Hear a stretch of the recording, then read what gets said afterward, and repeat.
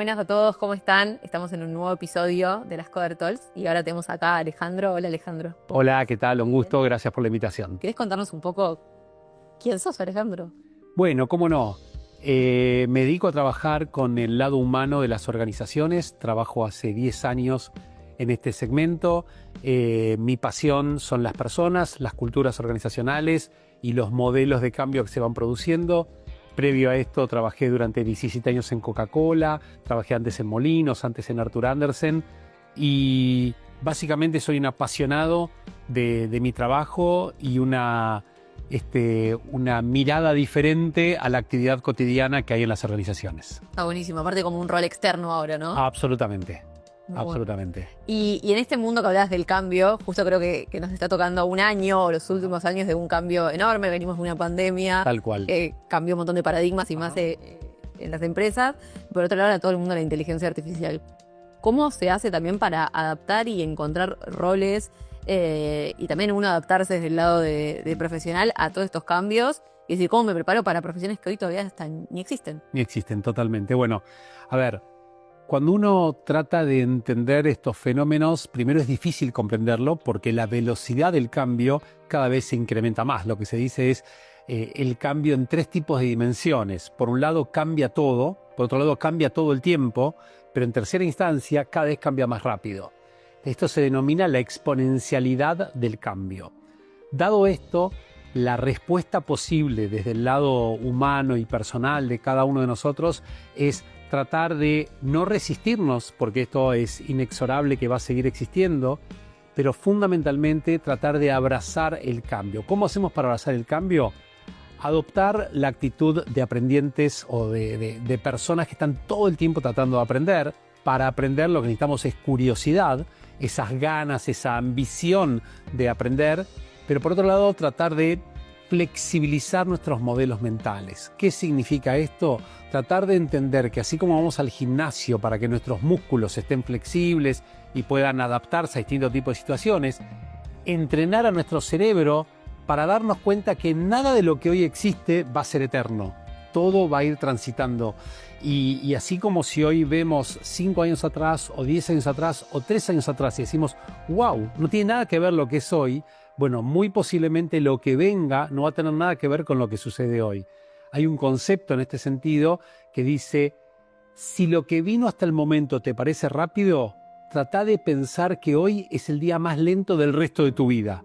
Entonces, muy posiblemente los cambios que vengan sean totalmente diferentes a lo que hoy observamos. Entonces, así como si hace 3 años alguien me hubiera hablado de inteligencia artificial, no hubiéramos tenido idea de lo que me estaba hablando y hoy nadie deja de hablar de la inteligencia artificial, muy posiblemente dentro de 1, 2 o 3 años estemos hablando de conceptos que hoy ni siquiera tenemos idea. Es lo que se llama no sabemos lo que no sabemos. Es como que no entra una dimensión donde podamos comprender qué es lo que viene. Súper interesante. Creo que es como tener ese chip prendido, ¿no? Como todo el tiempo. Constantemente. Sí. Atención permanente, exactamente. 100%. ¿Y cómo se hace también para, hoy en día, en este mundo y entorno constante, en movimiento, liderar en entornos digitales con todos estos cambios? O sea, porque es mucho más complejo. Absolutamente. Creo que primero hay que entender quiénes son los que tienen la función de liderar. Y liderar básicamente tiene que ver con la voluntad de querer ser quien influya en los demás para lograr ciertos objetivos. Hay un libro muy interesante que se llama El líder sin cargo. Muchos piensan que porque tenés un cargo ya liderás, y no es así. Tener un cargo no implica liderar, y liderar no implica tener un cargo. Lidera aquella persona que tiene la voluntad de hacerlo, la convicción de hacerlo y la capacidad de impactar positivamente en las otras personas.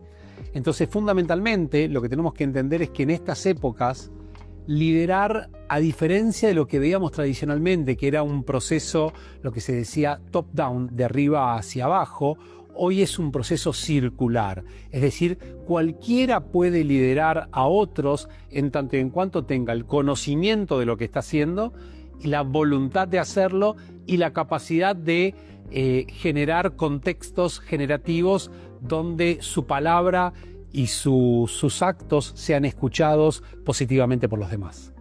súper claro y creo que lo resume súper bien, que a veces existen esos líderes que no son líderes en cargo, pero son líderes naturales. Exactamente. Después hay mucho en construcción también. Absolutamente. Digamos, cuando la típica pregunta si un líder nace, un líder se hace, mi respuesta es un líder se forja. Es decir, podés tener ciertas aptitudes naturales, pero vos tenés que tener experiencias significativas que te vayan moldeando para encontrar tu mejor versión en este sentido. Y en este mundo post-pandémico, que cambió un montón de cosas, cambió las reglas de juego de la presencialidad, ahora también está cambiando nuevamente, trabajamos virtuales, trabajamos presenciales, esto del balance del bienestar personal y la productividad y en un mundo de trabajar 24/7, o por lo menos estamos todos, parece, prendidos 24/7. Sí. Pendientes, sí, como siempre, alertas. ¿Cómo se balancea eso? ¿Cómo las empresas y las personas están como trabajando esto? Yo creo, a ver, son varios temas. Por un lado, cuando las empresas vuelven a la presencialidad, de alguna manera lo hacen como tratando de pensar cuál es la mejor manera de que trabajemos en conjunto. Y muchas veces desde modelos mentales que tienen más en cuenta el control que la confianza. Cuando vos confías en el otro, no importa desde dónde trabaje, lo importante es que logre sus objetivos. Por otro lado, cuando vos impulsás la presencialidad porque querés tener el control de que todo el mundo trabaje, si vos vas a la oficina para estar todo el día respondiendo mails o haciendo cuestiones en tu escritorio trabajando vos solo, no tiene ningún sentido el tiempo de viaje de ida, el tiempo de viaje de vuelta, los gastos involucrados, etc. Por eso hoy lo que están pensando las organizaciones es lo que se denomina la propuesta de valor a la oficina. ¿Cuál es la razón para ir a la oficina? Y obviamente que hay temas culturales, hay temas de innovación, hay temas de creatividad, hay temas de comunicación, de conexión, etc. Entonces, lo que están tratando de encontrar las empresas, pensemos que venimos de un mundo de absoluta presencialidad a absoluta virtualidad, a una hibridez que fue lo que fue pasando en los últimos años, a tratar de encontrar el mejor modelo posible. Mi opinión es que todavía no tenemos idea de lo que va a ser el mejor modelo posible y que muy posiblemente lo que veamos dentro de un par de años no tenga nada que ver con lo que estamos viendo hoy. No es ni presencialidad ni virtualidad, sino que es otra forma que todavía no la conocemos. Punto número 1. Punto número 2, respecto a este equilibrio. Yo creo que el gran inconveniente parte de pensar que uno tiene, tradicionalmente se habla de work and life balance. Tiene un trabajo y una vida y hay que balancear el trabajo y la vida. La verdad que la vida incluye el trabajo. Creo que la manera de verlo diferente, la manera de verlo mucho más holísticamente esto, es tratar de entender que en la vida hay diferentes planos, uno de los cuales es el trabajo. Ahora, mientras estás trabajando, muy posiblemente hagas cosas que son fuera del trabajo, pero mientras estás fuera del trabajo también hagas cosas que son del trabajo. Entonces hay una manera que cada uno tiene de integrar los diferentes planos que son de tu vida, que es tu vida personal, tu vida familiar, tu vida social, tu vida de propósito, de hacer cosas por otros y también tu vida laboral. Entonces es todo una serie de condimentos que cada uno tiene su propia posibilidad de diseñar cuál es el ideal. Para algunos el ideal es dedicarle mucho tiempo al trabajo, para otros y en determinados momentos de la vida eso es lo que más te conviene porque necesitas el dinero, porque necesitas una proyección o lo que sea. En otros momentos requerís otra cosa y bueno, es como una especie de rompecabezas que cada uno trata de buscar su mejor versión. ¿Siempre sale bien? No necesariamente, y vamos como en proceso de búsqueda constante y permanente y es difícil que alguien diga, estoy en mi estado ideal. Todos tenemos algún punto de déficit donde decimos, si tuviera esto, si tuviera lo otro. Y por lo general lo que nos sucede es que terminamos viendo el césped del vecino más verde que el nuestro, ¿no? Y todos tenemos oportunidades de mejora en este sentido. 100%. También es muy difícil eso que decías antes, no es que uno tiene un chip que decís, ahora no estoy en el trabajo, ahora estoy en el trabajo. Sí. Hay que uno escucha un podcast o una idea que, no sé, a mí me pasa, yo me la anoto y digo, esto me va a servir para esto. Y hay una serie, claro, hay una serie muy buena que se llama Severance, que es un experimento social que era como que te ponían un chip donde distinguías plenamente tu trabajo. Es imposible, digamos, es solamente un experimento social y así quedaba la gente en ese experimento, ¿no? 100%. Y esto que hablabas antes al inicio del tema del aprendizaje constante, ¿no?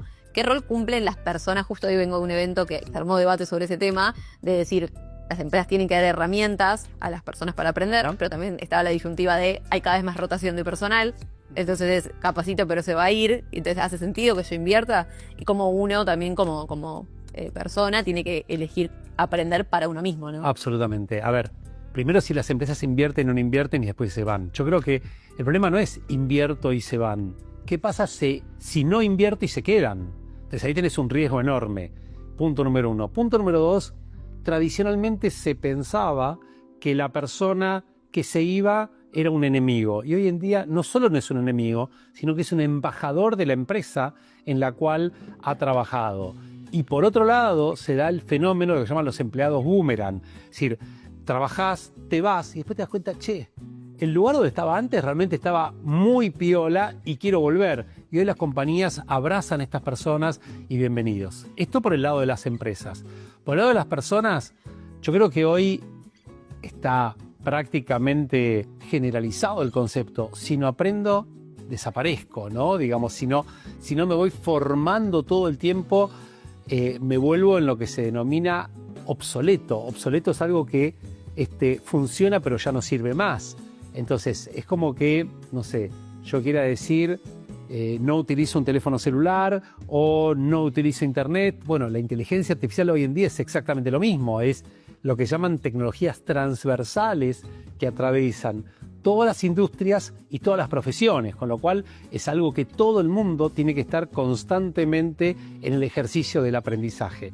Y así como funciona con las tecnologías, con un montón de cosas que pasan en el mundo, que tenemos que ir todo el tiempo incrementando nuestro set de conocimientos, pero a su vez también desaprendiendo cosas que ya no tienen ninguna utilidad y que ya no tiene sentido que ocupen espacio en nuestras mentes. Borrando ¿no? el caché.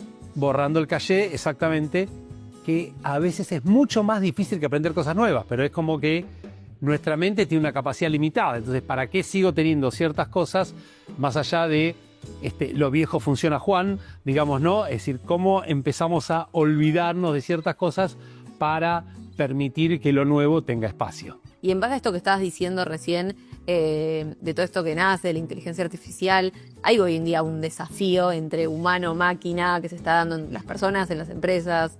¿Cómo lo estás viendo desde tus roles? A ver, yo lo que visualizo es que algunos piensan inteligencia artificial o inteligencia humana.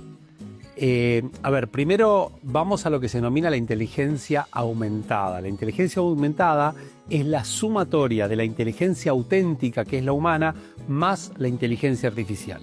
Esto punto número 1. Ahora, punto número 2, creo que tenemos que entender cuál es lo que en inglés se denomina el uniqueness. ¿En qué somos diferentes los humanos a la inteligencia artificial? La inteligencia artificial no tiene emociones, no tiene empatía, no tiene alma, no tiene corazón, no tiene conciencia, no tiene sentido común, no tiene ética. Y creo que no tiene creatividad, no tiene innovación, un montón de cosas. Creo que lo que tenemos que entender es que en todo esto nosotros somos cada vez más necesarios. Entonces la pregunta es, ¿cómo me complemento? ¿De qué manera utilizo lo mejor de la inteligencia artificial para nutrirme, complementarme y potenciarme? Entonces no es una o la otra, es una con la otra, una a través de la otra, una potenciándose. Ahora, ¿qué es lo próximo que se viene? No lo sabemos, porque todo esto lo decimos con los modelos mentales que tenemos a partir del conocimiento actual. Nuevamente, no sabemos lo que no sabemos. Ahora, hace 3 años tampoco sabíamos ni nos imaginamos que podía venir todo esto. Lo que sí está claro es que hoy en día somos también como grandes editores, porque lo que te da la inteligencia artificial muchas veces está muy bien, pero muchas veces alucina también. Entonces, ¿de qué manera nosotros somos los responsables de eliminar aquello que no corresponde, de poner lo que sí corresponde y tratar de ponerle ese toque humano que obviamente nos hace diferentes y con impacto genuino?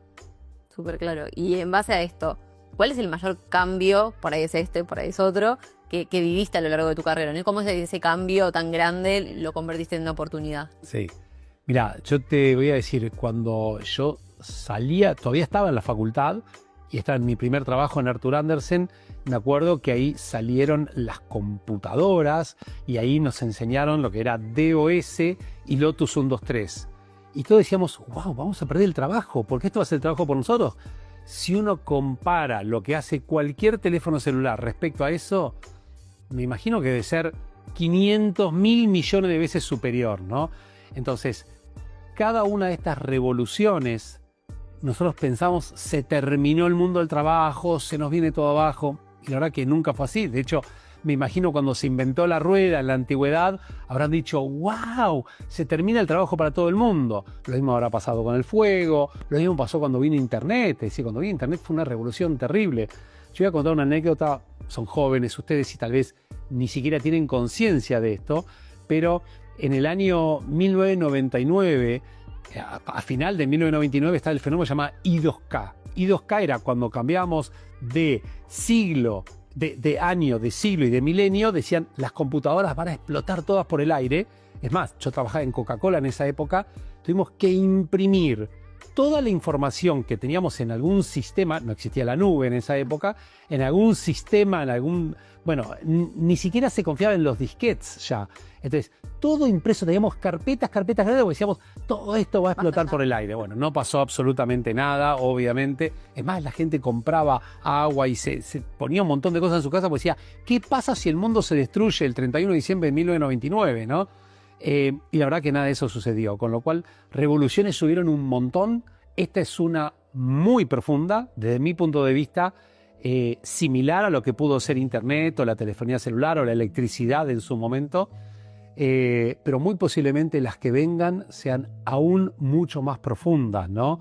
Y me parece que hay un campo enorme en lo que es la biotecnología, la computación cuántica, y un montón de cosas que están ahí, digamos, como en la gatera por salir y que van a generar todavía impactos mucho más profundos, con lo cual vuelvo a lo de antes, ¿no? Si hasta ahora nos pareció veloz, estamos en el momento más lento de todo lo que se viene.